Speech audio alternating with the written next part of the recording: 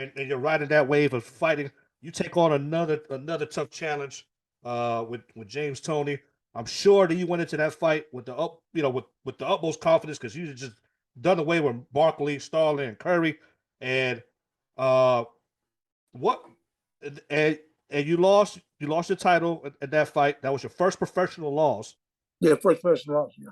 First professional loss. What was different that night? Because skill level, you know, that wasn't the problem. Confidence wasn't a problem. What was different that fight? It was really nothing. I mean, James was just a better fighter that night. I mean, not to take nothing from him.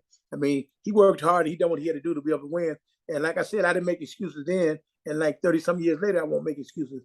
And like I say, James had to be one of my dear friends to this day. He was just the best man that night. I started off great, but I didn't finish great. And like Kobe said, you don't rest in between. You rest in the end. And I mean, he was just a better man that night. I mean, I got to give props. I got to give a man his props. He was just a better man that night.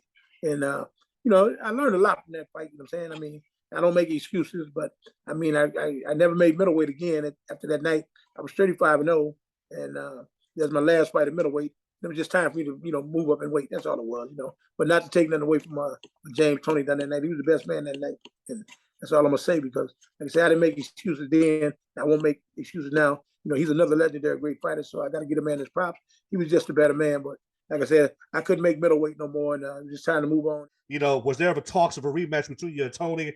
And No, never, never, never. I mean, not to take nothing away from James, but I don't think James wanted to fight me again. I don't think, but I mean, you probably got to ask him. No, because if we'd have fought, it was going to have to be at a higher weight. It wasn't never going to be a middleweight again because that was it for me at 160. You know what I'm saying? I had been successful for 35 straight victories, I think with 20-something 23 knockouts.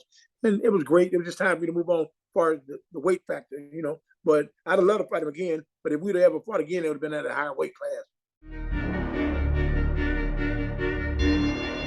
No standing 8 boxer podcast.